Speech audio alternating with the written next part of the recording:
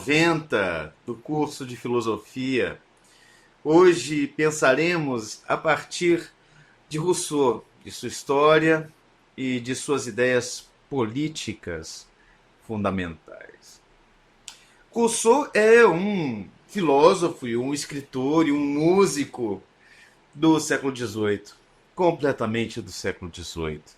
Nasceu em 1712 e morreu em 1778, aos 66 anos.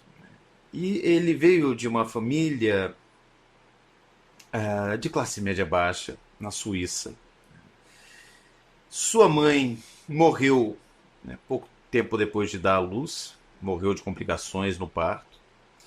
E seu pai, então, que era um relojoeiro, cuidou de Rousseau e de seu irmão durante a primeira infância.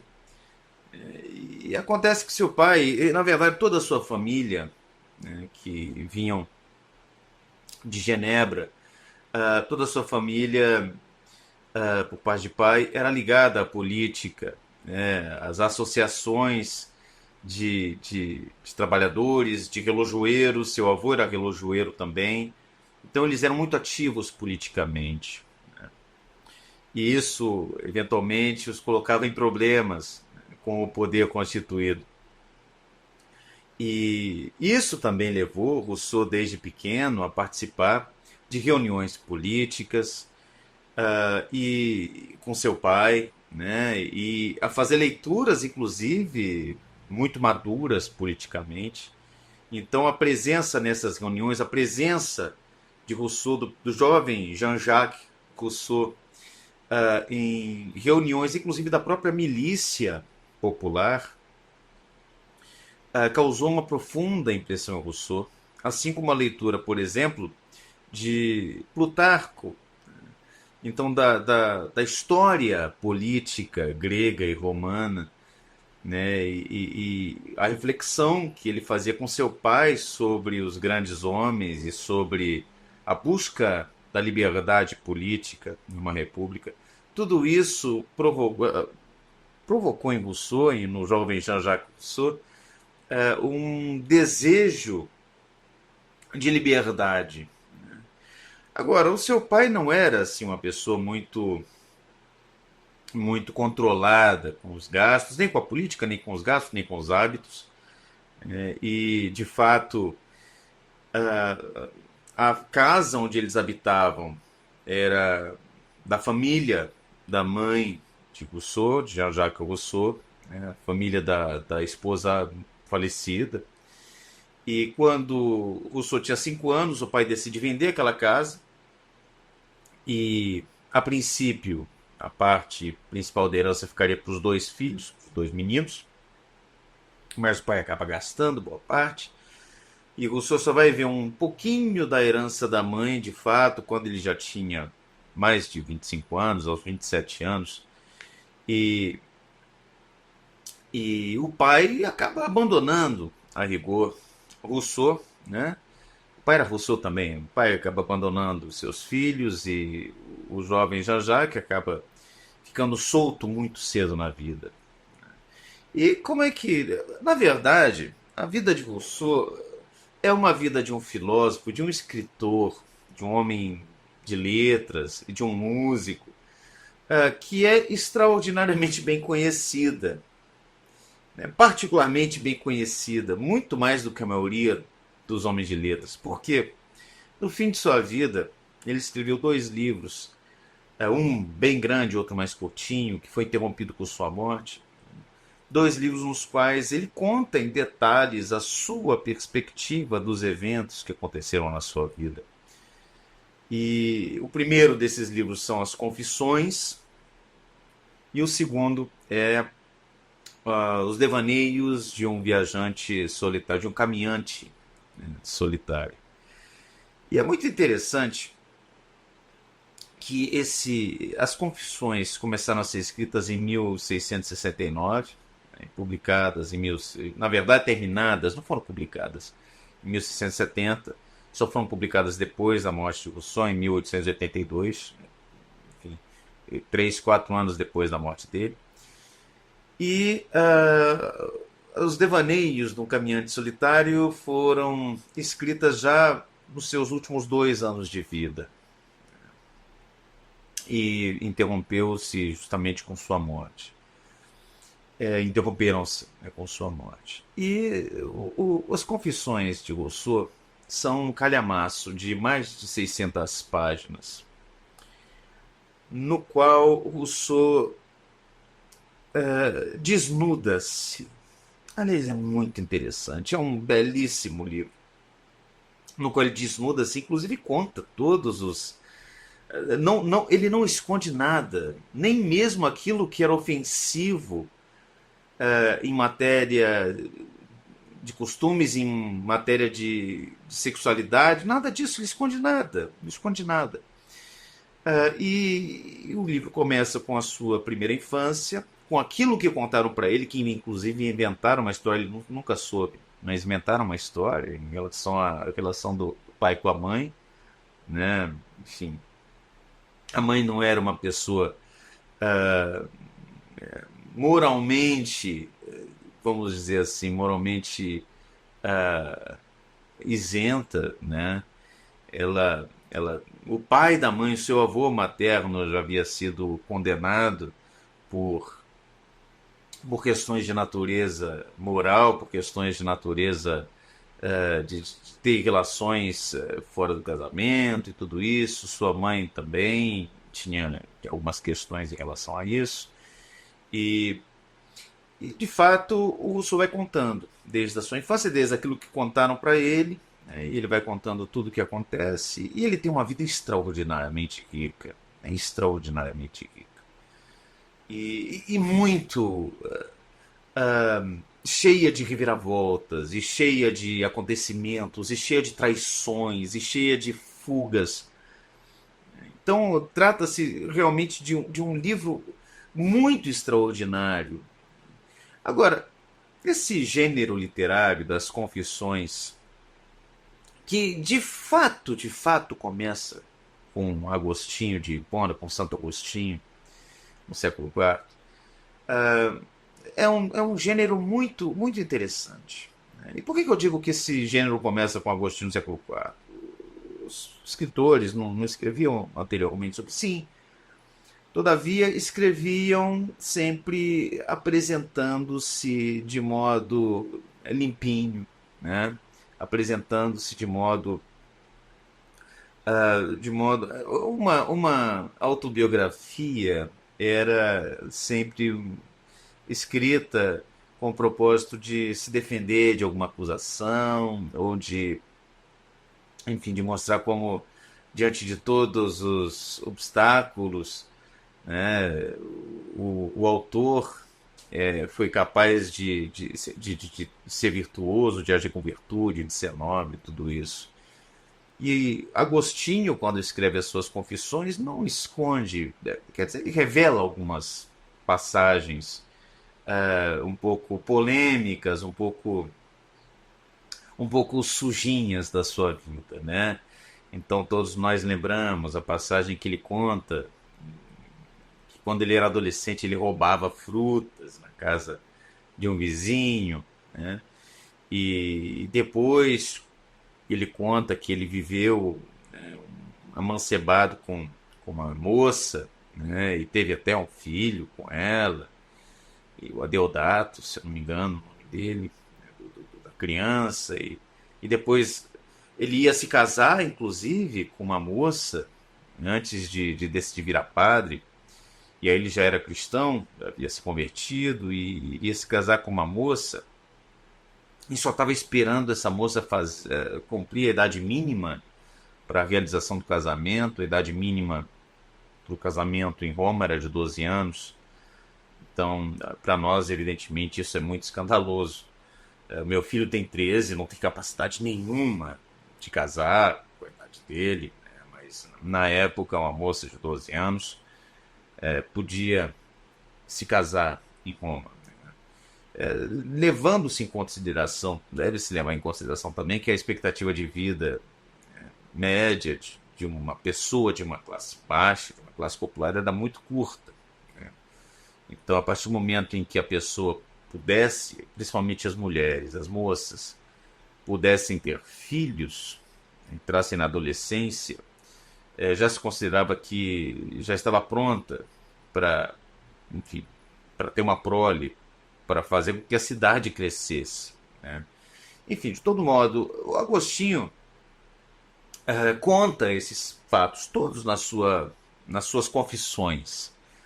Então, não se trata aqui de uma confissão somente para se defender ou para mostrar como ele era virtuoso. E não, não, ele fala: olha, no passado eu fiz muitas coisas erradas e ainda bem que eu encontrei Deus.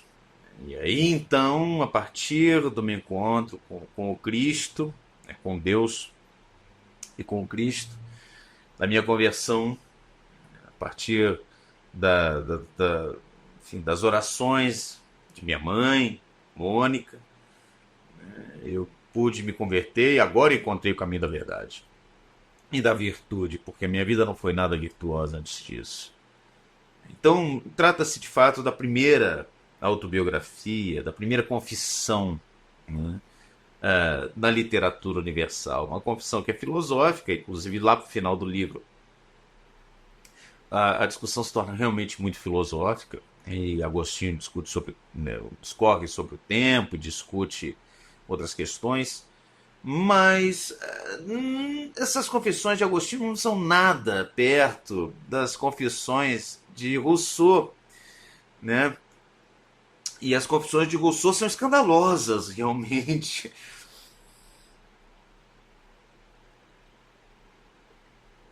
Então ele conta que quando ele era garoto e adolescente, até 20 e pouquinhos anos, ele não queria saber disso tudo, não queria saber de nada, né? Ele era um jovem muitíssimo inteligente, muitíssimo perspicaz, muito bonito, muito atraente, né? E, e ele chama a atenção de François-Louise de Warrens, que era uma jovem nobre, separada, tinha 29 anos, ele tinha uns 15 anos talvez, e nas confissões de Rousseau, né, ele não deixa, as coisas não estão colocadas numa ordem cronológica exata, né, a gente tem que ficar inferindo, né, porque ele não coloca ano, não coloca idade, ele vai colocando os fatos, a sucessão dos fatos, e assim ele constrói a sua memória, né. Então ele foi descoberto pela François-Louise de Warren e, e ela toma para si a tarefa de educá-lo, né? E, e ele, inclusive, tinha uma dívida enorme de gratidão para com ela, chamava, inclusive nas próprias confissões, de mamãe, né, de mamã. E nesse período, né, ele ia, voltava, ele ia para casa dela, voltava, saía, ia fazer outras coisas. Ele fez um monte, ele não tinha dinheiro nenhum, né? Então ele trabalhou como servo, ele trabalhou como secretário, ele foi seminarista um tempinho. Aliás, ela o tomou para si, né, seus cuidados, justamente porque ele havia sido criado num ambiente protestante e ela era católica, então ela tinha assim, uma missão de atrair os jovens católicos, os jovens protestantes para se tornarem católicos, e ele se converte ao catolicismo por influência dela, depois vai se converter ao protestantismo de novo, enfim.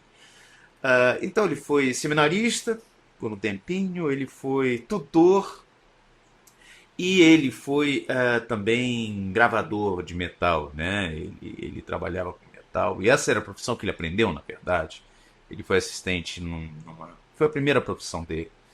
Ele foi assistente numa oficina, né, que tinha um trabalho de gravação e ele se tornou gravador, né, de metal. Ele fazia as marcas nos metais, nos selos, e, enfim, nos carimbos, isso tudo. E isso, nesse sentido, ele seguia, de certo modo,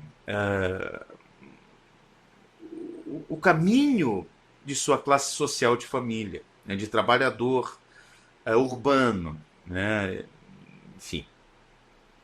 Todavia, ele fez muito mais coisa do que isso. E sob a influência da Madame de Warren, ele começou a estudar música também, né? E se tornou músico, de fato.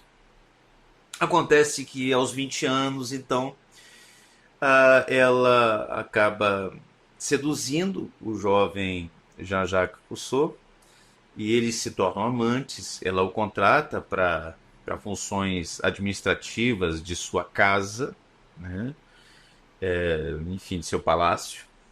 E, essas primeiras experiências de Rousseau, experiências inclusive com a sexualidade de Rousseau, foram meio estranhas para ele, porque ela, enfim, ele conta nas suas, nas suas confissões, isso inclusive, que os dois não ficavam sozinhos, né? Havia geralmente uma terceira pessoa na, nos seus atos de intimidade.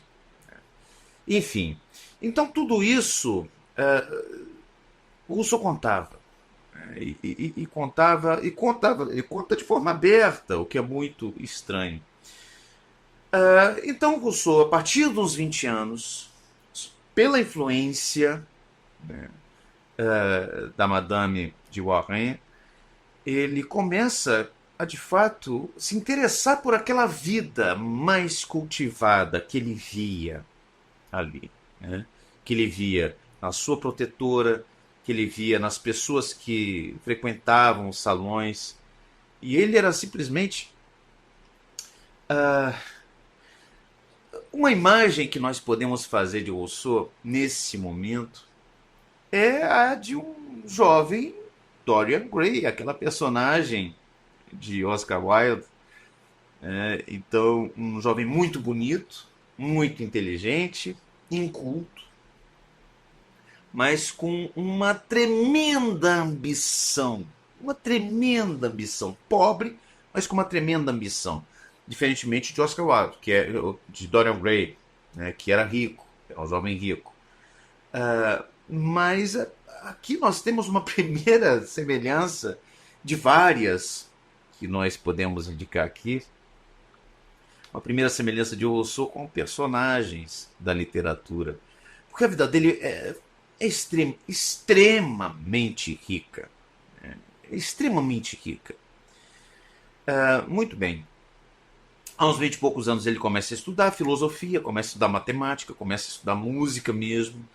Tenta criar inclusive um novo sistema de notação que fosse um sistema mais, enfim, mais adaptável às prensas tipográficas. E ele estava preocupado com essa questão de copiar, ter que copiar as partituras, as obras musicais, porque isso era tudo feito à mão. A revolução da, da prensa tipográfica ainda não havia chegado à notação musical, e então ele queria fazer uma notação que permitisse, né, a publicação em massa de música. Ele leva essa ideia adiante, é encorajado no sentido, olha, tá no caminho certo, né? Mas o que ele propõe não tem sucesso. E ele, de fato, vai acabar, no fim de sua vida, com a profissão de copista de música. Então ele nunca teve realmente muito sucesso financeiro, nunca teve muito sucesso econômico, sempre viveu uma vida muito difícil financeiramente, às vezes com um pouco mais de dinheiro, geralmente com pouco dinheiro, né, com falta de dinheiro.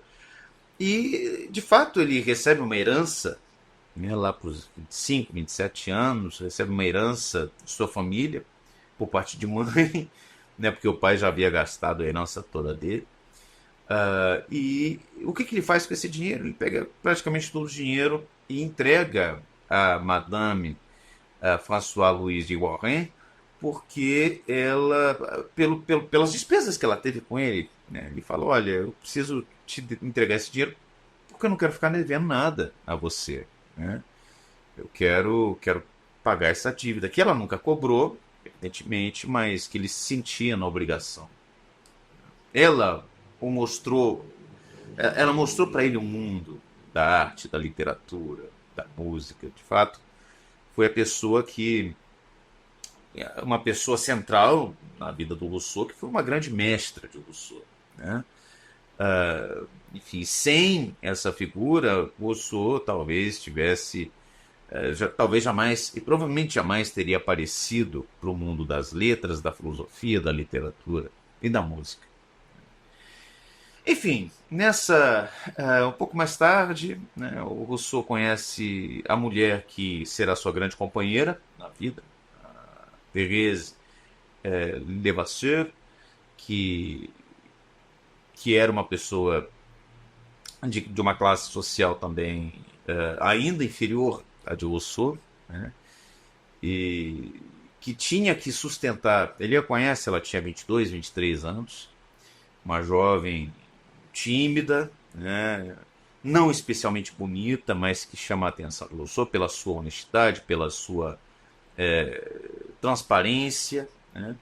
Ele diz que ele conta isso tudo nas confissões. Ele diz que ela não conseguia aprender muito, né? Não conseguia aprender a ler, não conseguia aprender a contar direito, então não conhecia nada de literatura, nada de filosofia, nada de música, mas era uma pessoa tão aberta e tão límpida e tão transparente que ela não ficava incomodada, por exemplo, na presença de intelectuais, na presença de príncipes, na presença de ninguém, e conversava normalmente com essas pessoas, inclusive falando coisas muito pertinentes, que deixavam todos impressionados, né? E Rousseau disse que, embora ela não tivesse assim, muitas luzes, muita cultura, nos momentos mais difíceis eram os conselhos dela que faziam com que Rousseau encontrasse os caminhos, os melhores caminhos. Então ela era uma pessoa essencial na vida de Rousseau. Ele de fato fez dela sua companheira para o resto da vida, né? Embora eventualmente estivesse um lugar e ela no outro, e ele teve muitas amantes e ela teve amantes também, né? Inclusive enfim, tudo isso está nas confissões, né? Não vou ficar aqui contando a história das confissões, mas enfim, eles tiveram 5 filhos e Rousseau deixou 5 filhos na roda dos enjeitados. O que é isso? A roda dos enjeitados. Quando nascia uma criança, na antiguidade, na antiguidade não, no Renascimento, na Idade Média, no Renascimento, na Modernidade, até o século XIX. E essa prática terminou lá para o século XIX, de fato. Quando nascia uma criança que não era desejada pelos pais, essa criança era depositada numa roda dos enjeitados, que era uma abertura, né, nos conventos, em que se colocava uma criança nessa. Era uma abertura que havia um dispositivo que girava, um dispositivo aberto de um lado e fechado do outro, no qual se colocava a criança e se girava ali. E deixava-se a criança em exposição. E quem quisesse pegar essa criança podia pegar. E às vezes, eventualmente, até recebia um dinheiro do governo para cuidar dessa criança, né? Então, os 5 filhos de Rousseau foram deixados nessa roda dos rejeitados, dos recusados pelos pais. E foram levados, enfim, para o orfanato, ou foram adotados por alguém. E, de fato, alguém se responsabilizou pelas crianças. E Rousseau vem a esse assunto algumas vezes nas confissões. E é curioso, porque ele fica tentando dar justificativas ali, meio filosóficas. Não, eu não tinha condição financeira, eu me sentia um pouco como na República de Platão, e vocês sabem, na República de Platão, os pais não cuidariam dos filhos, né, na República imaginada por Platão ali. Os filhos seriam cuidados pelo Estado. Então ele pensava, eu estou me comportando como um residente da República de Platão, né? E dando os meus filhos para serem cuidados pelo Estado. Enfim, eles vão ser mais bem cuidados assim. E no final ele diz, numa passagem lá para o fim das confissões, ele confessa que na verdade é porque ele não tinha como mesmo, ele não queria cuidar, a vida de um escritor pobre, de um músico pobre, cheio de compromissos e muito ambicioso, não daria para ele cuidar dos filhos. Então, no fim, ele acabou fazendo com essas crianças numa idade muito novinha. Esses meninos foram dados para adoção quando tinham poucos dias de vida, né?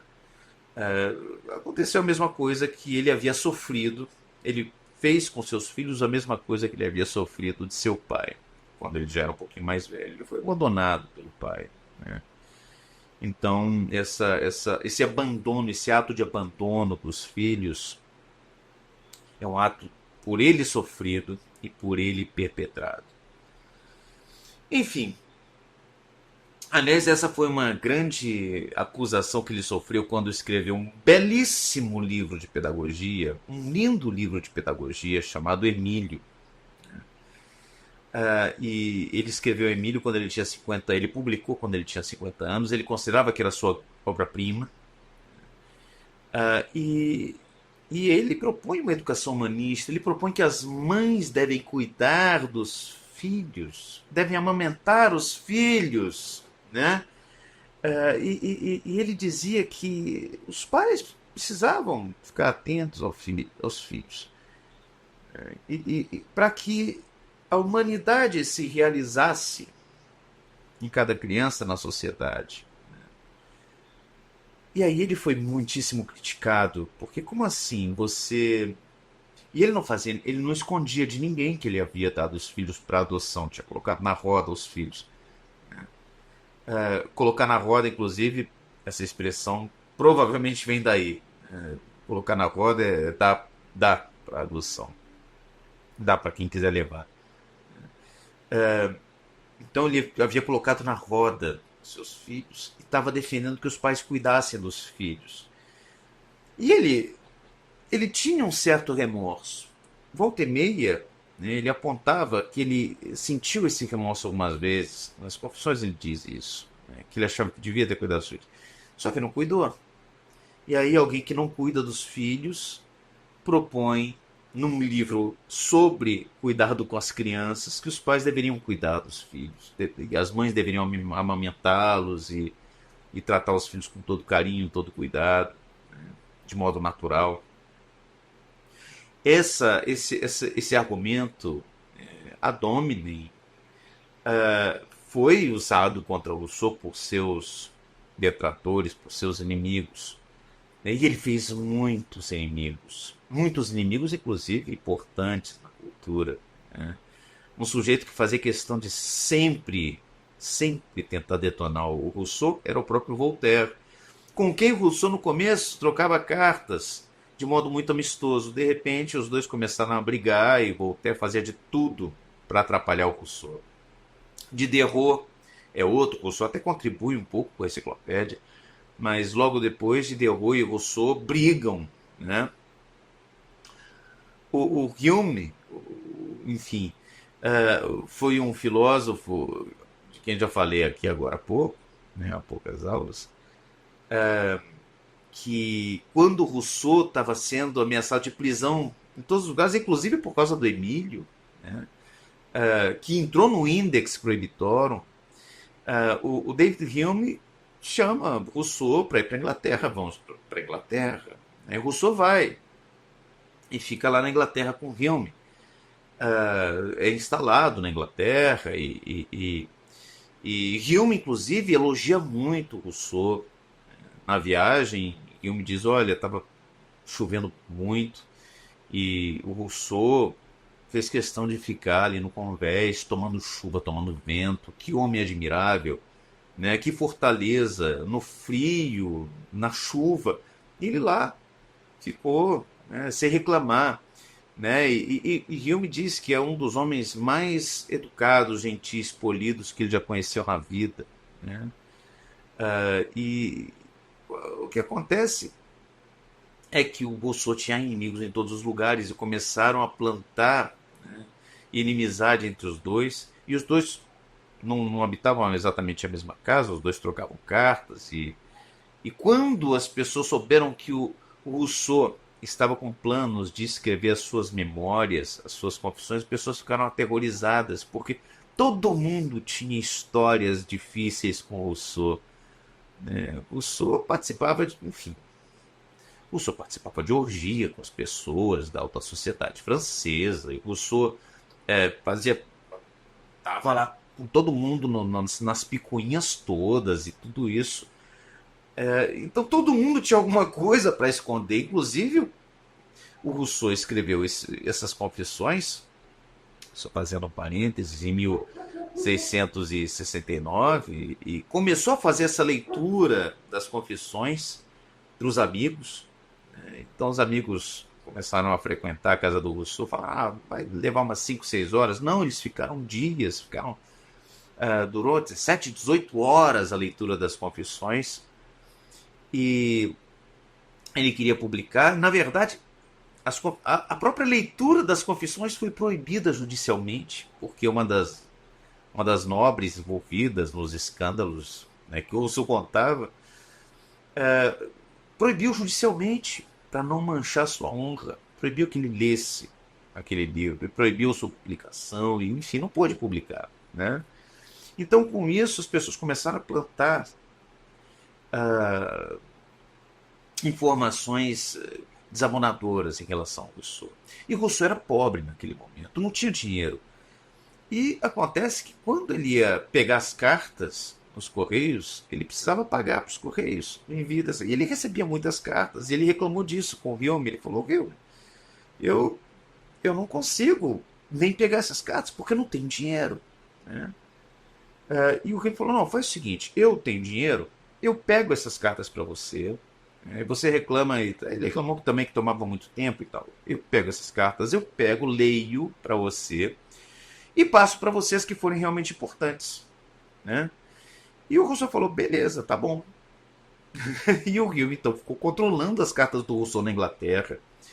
E aí descobriu que o Rousseau eventualmente tinha mandado cartas e se comunicado de outro meio, sem passar pelo Hume, né, com pessoas reclamando de algumas coisas do Hume. E aí o Hume começou a falar, peraí, né, e parece que o Hume também desviou algumas cartas, escondeu algumas cartas do Rousseau. E o Rousseau conta isso tudo nas confissões.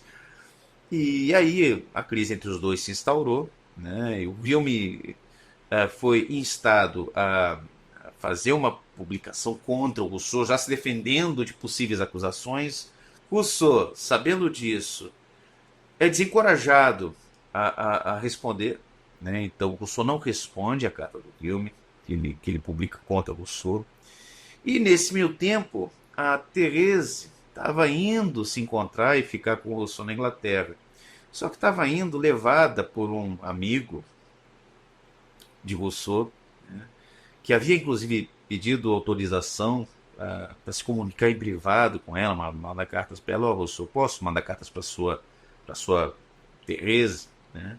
E o Rousseau havia permitido, então os dois passam vários dias nesse caminho da França até a Inglaterra, se tornam amantes, né? E até depois, um anedotário tem a história de que ela teria dito, olha, nós somos amantes, mas não vá lá você pensando que é amante melhor do que o Rousseau, não, porque não tem amante melhor do que o Rousseau, né?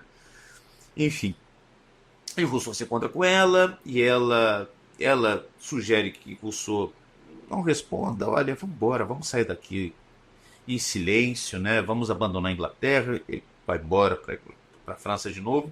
Só que ele chega na França, tem uma ordem de prisão em aberto contra ele, ele chega com nome falso, mas é descoberto. Então tem uma série de peripécias que acontecem, né? E, enfim, no fim da vida, Rousseau acaba se mudando com Thérèse para uma casa que hoje fica na rua que leva o nome do próprio Rousseau, né? E o Rousseau, já com 60 e tantos anos, escrevendo as memórias, que são devaneios de um viajante solitário, que acabou ficando pequeno, né, com cento e tantas páginas, não chega a 120 páginas. Um dia é atropelado por um, por um, por um carro movido a cavalo, né? Ele está atravessando a rua, tem um carro movido a cavalo, aí tem um outro animal que passa e ele cai, bate com a cabeça. E nesses últimos 2 anos, depois desse acidente, ele começa a ter episódios de epilepsia e começa a se sentir mal, e provavelmente isso provoca um derrame que acaba com a vida dele aos 66 anos de idade. Enfim, Rousseau foi uma figura extraordinária, extraordinariamente rica, né? Um homem livre, na medida em que um homem no século XVIII podia ser livre. Ele brigou com todo mundo, brigou com todos os governos, brigou com a igreja. Era odiado pelos católicos, era odiado pelos protestantes, né? Era odiado pelos filósofos, era odiado pelos escritores, pelos dramaturgos. E, enfim, é um personagem extraordinário, maravilhoso, real da vida do século XVIII, da vida da filosofia e da música, né, do século XVIII. Inclusive, foi acusado de plágio, porque armaram para ele uma situação de plágio, que não era plágio nada. Depois ele conseguiu. E daí, inclusive, vem a ideia de que o Rousseau não era um grande músico, um grande compositor. Ele era um bom compositor, não era genial, mas era um bom compositor, né? Mas não era um plagiário de fato. Agora, o que eu quero tratar aqui com vocês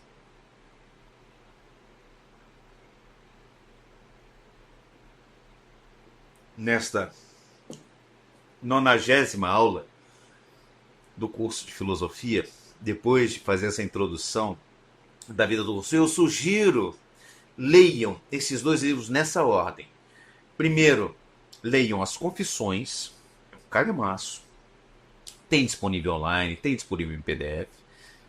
E é um livro, assim, é um thriller, praticamente, né?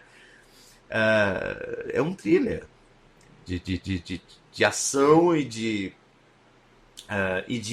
um romance de formação também antes do tempo. É extraordinário, é riquíssimo. Depois que tiverem terminado as Confissões, leiam imediatamente Os Devaneios de um Caminhante Solitário, porque esse não é um thriller, esse é um livro poético.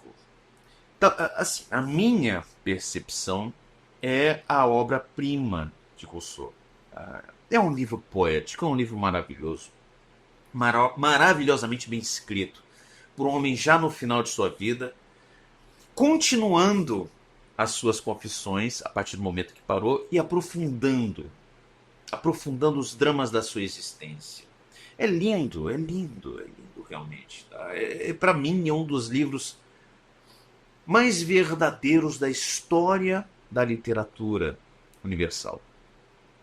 É um dos livros mais pungentes, mais verdadeiramente dolorosos e poéticos ao mesmo tempo da história da literatura universal. Então façam isso, leiam As Confissões de Rousseau e depois As Memórias de um Caminhante Solitário, Os Devaneios de um Caminhante Solitário. Enfim, o que eu queria trazer é a questão que Rousseau apresenta, né, nos seus livros de natureza política. E aqui eu tomo muito especialmente o livro em que isso está mais claramente formulado, que é o Contrato Social. E logo de cara, o Rousseau apresenta a sua tese. Sua tese, que é a de que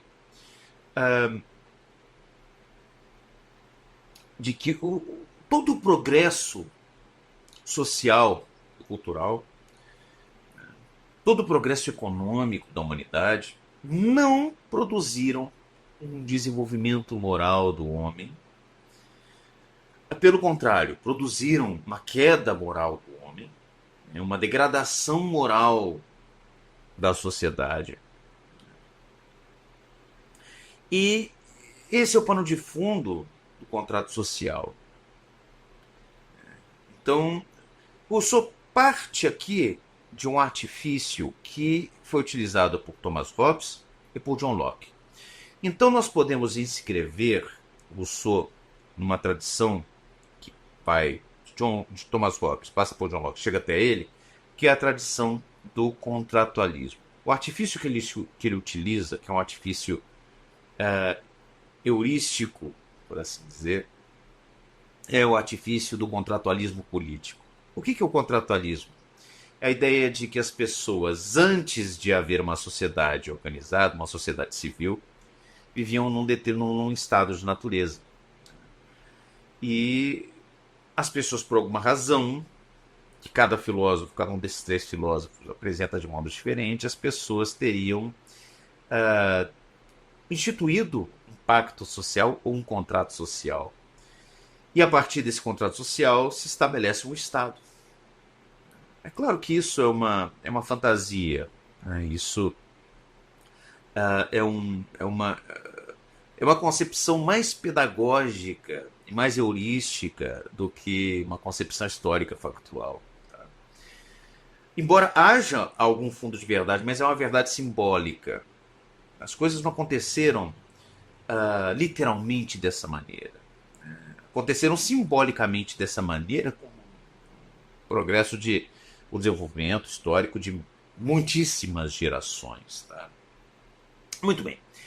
O Rousseau começa esse livro do contrato social dizendo que o homem nasceu livre.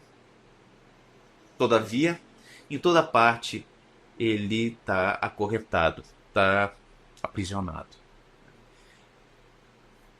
E aí ele vai tratar dessas questões. Em primeiro lugar, contrato de natureza para Rousseau.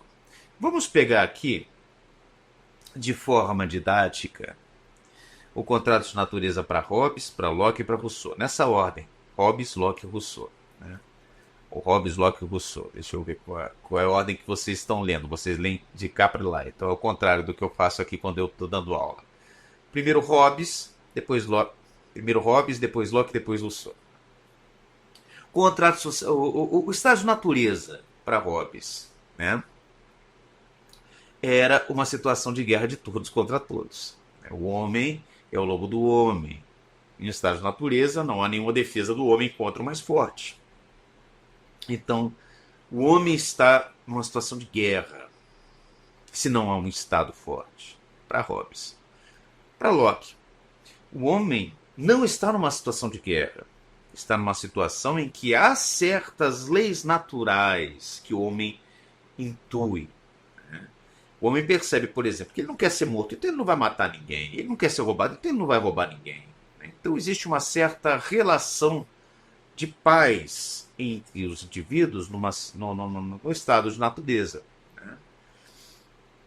E para Rousseau, trata-se de um estado de absoluta igualdade, de fraternidade, de paz, né?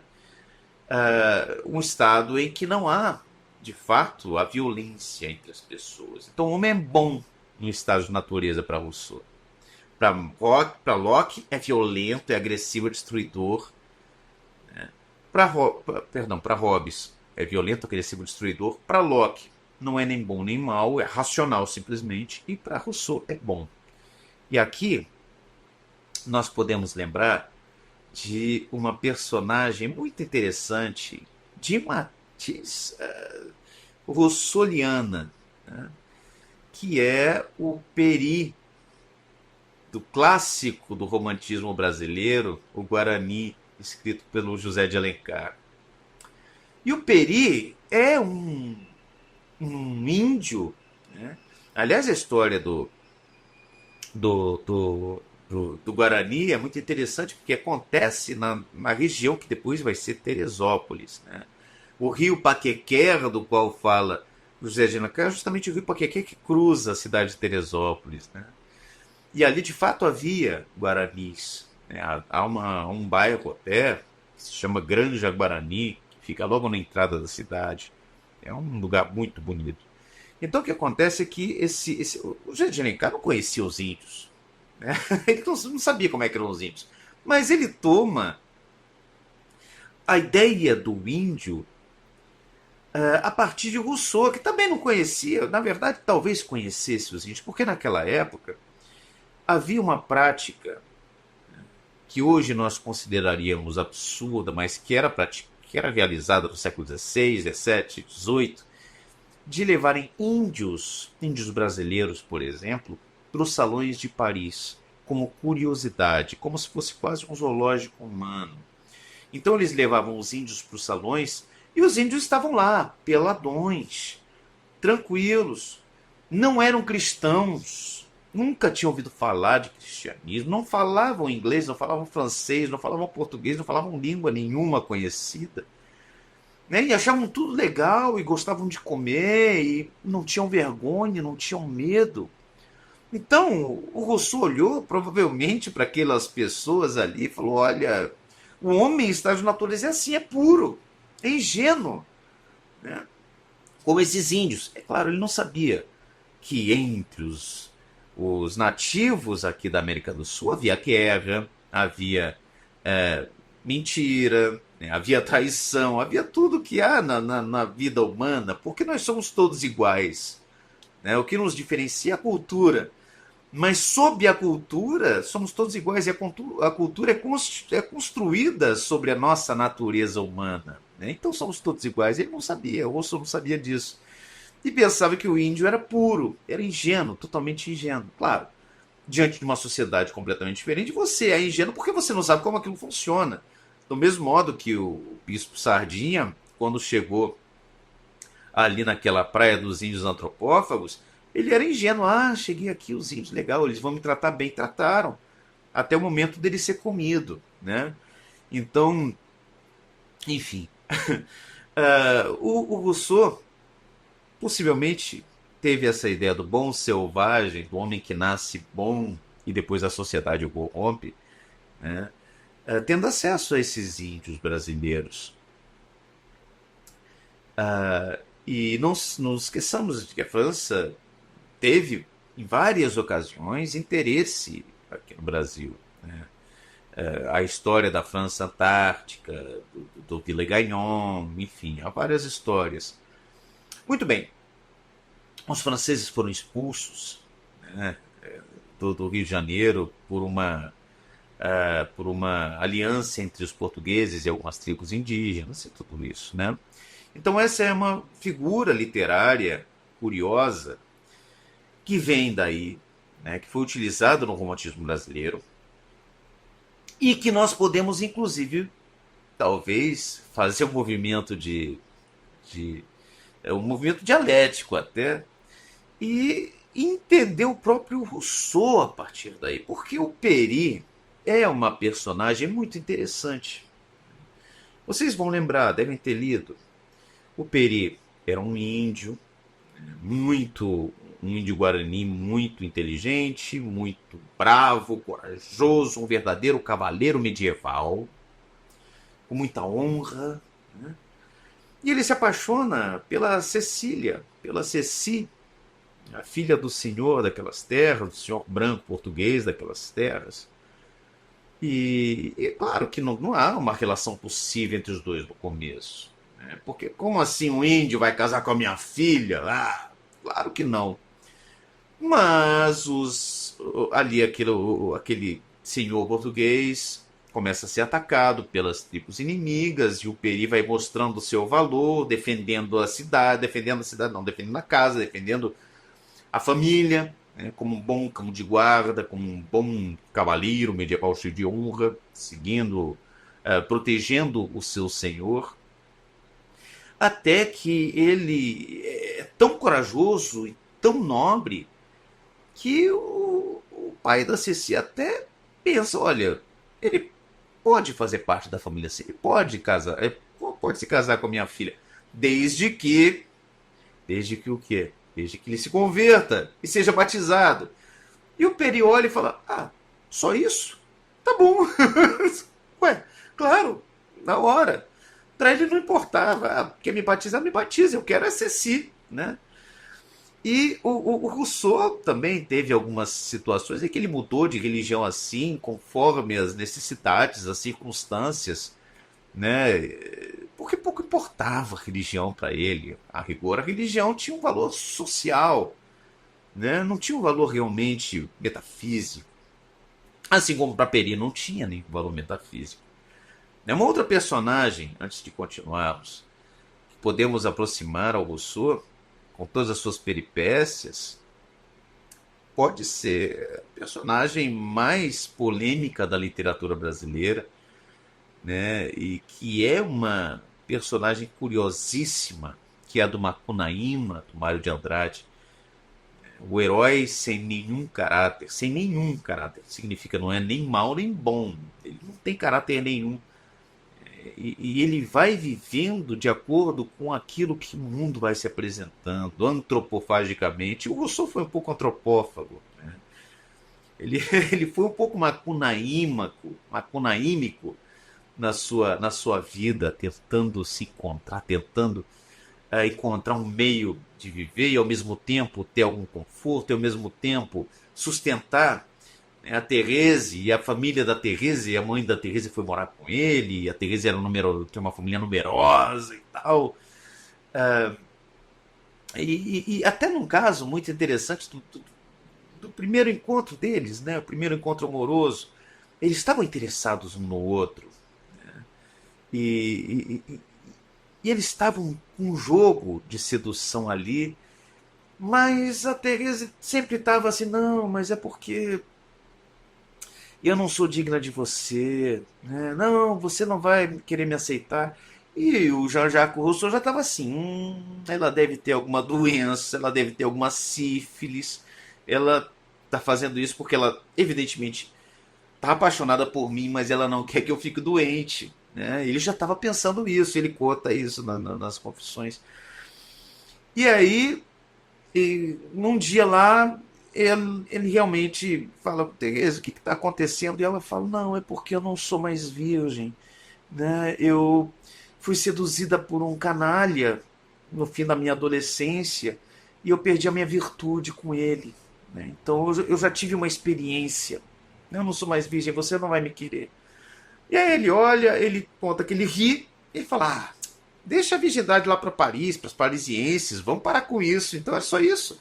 Então vamos nos encontrar e vamos, né, ter a nossa intimidade, né? Então, de modo bem macunaímico isso, e de modo que faria inveja a um Peri, né? Ah, é só isso? Ah, quem se importa com isso? Vamos seguir a nossa vida, né? Enfim, então, como eu dizia, para Rousseau, o homem no estado de natureza é um Peri. O homem em estado de natureza é um nobre medieval, cheio de virtudes, cheio de valores, de honra, né? O problema é que começa a acontecer uma série de dificuldades para a manutenção do estado de natureza. E para o Hobbes, essas dificuldades são a agressão dos homens, né? Os homens vão agredindo, vão matando os outros para obterem riqueza, poder de vida, né? Para Locke, o problema que acontece é que algumas pessoas entram em estado de guerra. Então, o estado de guerra não é um estado de natureza. Algumas pessoas entram em estado de guerra lutando contra as leis naturais. E para Rousseau, o estado de natureza é, enfim, atrapalhado, é prejudicado pelos eventos naturais, né? Pelo frio, pela fome, as enchentes, terremotos e tal, que dificultam a vida em natureza. E também pelo surgimento da propriedade privada. O Rousseau diz com clareza: o primeiro homem que botou uma cerquinha num pedaço de terra e falou: isso aqui agora é meu, e os outros acreditaram nisso. Esse homem inventou a propriedade privada, esse homem jogou a humanidade pro cadafalso, né? Esse homem jogou a humanidade para sua degradação moral. Primeiro, porque ele tomou para si algo que não o pertence, que nunca o pertenceu, algo que é da própria natureza, que pertencia a todos, os homens, e poderíamos até dizer todos os homens e todos os animais, né? E o pior é que os outros acreditaram também. Os outros falaram: ele pegou esse terra, agora é só dele, eu vou pegar uma terra para mim também. E tal, até que acabaram as terras. E aí aqueles que tinham terras, que tinham roubado a propriedade dos outros, primeiro, ficaram sendo os senhores, e aqueles que vieram depois, cadê terra? Não tem, não tem. Tiveram que trabalhar na terra dos outros. Isso tudo era uma ficção para Rousseau.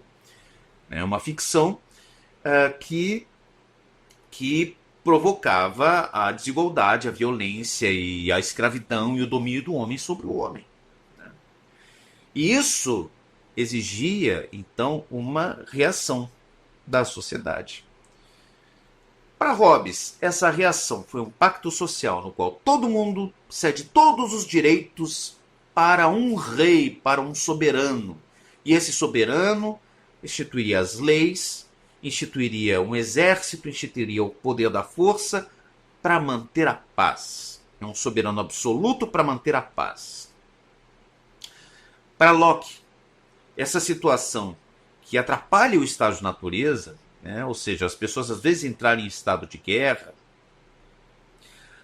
um querer roubar o outro, um querer matar o outro, faz com que a sociedade inteira se organize para estabelecer um pacto social no qual todas as pessoas vão ceder todos os direitos, ou melhor dizendo, não vão ceder todos os direitos, vão ceder um único direito, que é o de fazer justiça pelas próprias mãos, perdão, né, e vão manter os seus direitos naturais, diferentemente de Hobbes, para quem as pessoas cederiam todos os direitos, absolutamente todos. Para Locke, as pessoas mantêm seus direitos e cedem só o direito de fazer justiça pelas próprias mãos, não vão mais fazer, vão atribuir o papel da justiça ao Estado, né, e vão assim instituir um Estado cujo propósito é o de garantir que as pessoas vivam livremente com segurança.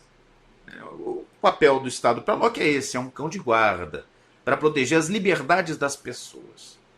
E para Rousseau, eu estou sempre me confundindo porque na câmera, né, esse é o meu lado direito e para vocês é o lado esquerdo. Esse é o lado direito e esquerdo e para vocês é o direito. Então eu tenho que fazer a leitura da direita para a esquerda, né, que é o contrário do que a gente faz normalmente. Então, para Rousseau, o que acontece é que as pessoas todas se reúnem e estabelecem um pacto social, um contrato social também, na qual todos cedem todos os direitos, como faziam com Hobbes. Mas não cedem os direitos para um homem, para um governante. As pessoas cedem todos os seus direitos para um coletivo.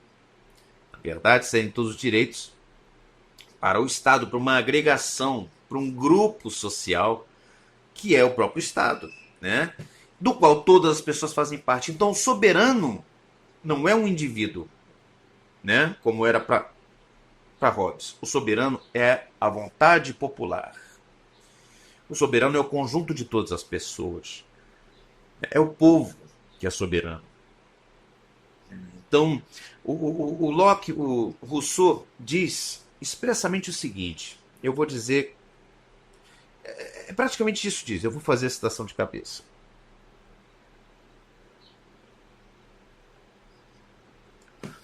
O contrato social acontece quando as pessoas percebem que é necessário encontrar uma forma de agremiação na qual cada indivíduo, unindo-se aos outros indivíduos, somente obedeça a si mesmo.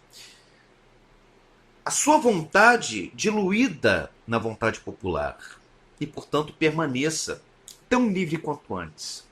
E aqui o Rousseau faz um movimento retórico, hermenêutico, que é interessantíssimo.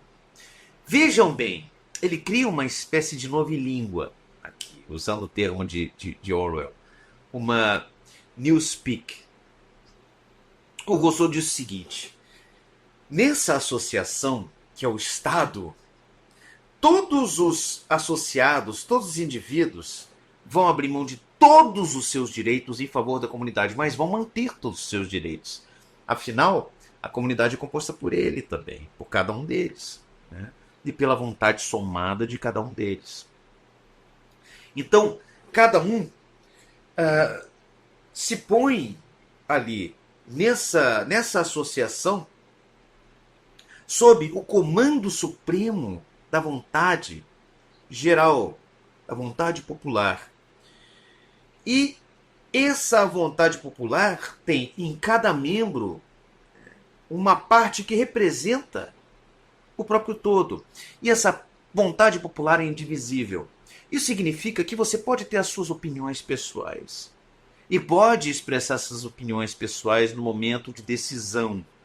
Mas a partir do momento em que as coisas foram decididas, em que a vontade popular emitiu uma lei, uma constituição, a única posição possível é a de concordância. Você não tem mais o direito de discordar. E se você discorda internamente, esconda, porque não é mais o direito de discordar. E mais, a única liberdade, vejam me explique em ação agora, a única liberdade é a obediência. E Rousseau diz expressamente com essas palavras: o impulso do apetite, ou seja, da liberdade individual, é a escravidão. É a escravidão ao seu desejo individual, egoísta. Ao seu desejo individualista. Isso é escravidão. Você está escravo dos seus próprios desejos. Ele diz isso com clareza. Assim mesmo.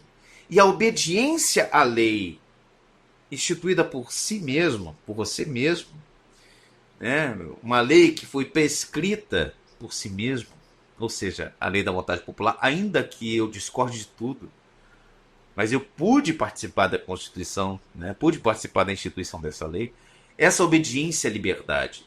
Então a sua liberdade individual é escravidão para Rousseau no contrato social. E a obediência à lei é a única liberdade possível. A obediência à lei absoluta. Então olha só, vamos ver aqui a finalidade do Estado para cada um desses três filósofos contratualistas. Para Hobbes, a finalidade do Estado é manter a paz. Para Locke, a finalidade do Estado é manter a liberdade das pessoas. E para Rousseau, qual é a finalidade do Estado? É manter a igualdade de todos dentro de um todo absoluto. É muito interessante perceber que aqui, com Rousseau, nós temos a instituição de um Estado igualitário. Né? Para Hobbes é um Estado monárquico, absolutista, sob a figura sob o comando de um único homem. Para Locke, trata-se de um Estado liberal. E para Rousseau, um Estado igualitário. A finalidade não é a liberdade individual, é a igualdade social entre todos. E mais ainda, trata-se de um Estado que é absoluto, que é absolutista, mas um outro tipo de absolutista. Não é absolutista sob o comando de um indivíduo, é absolutista sob o comando da vontade geral. E mais, trata-se de um Estado totalitário. Porque você não pode discordar da vontade geral. E a vontade geral pode instituir a lei sobre tudo na vida das pessoas. E a única liberdade possível é obedecer a essa lei.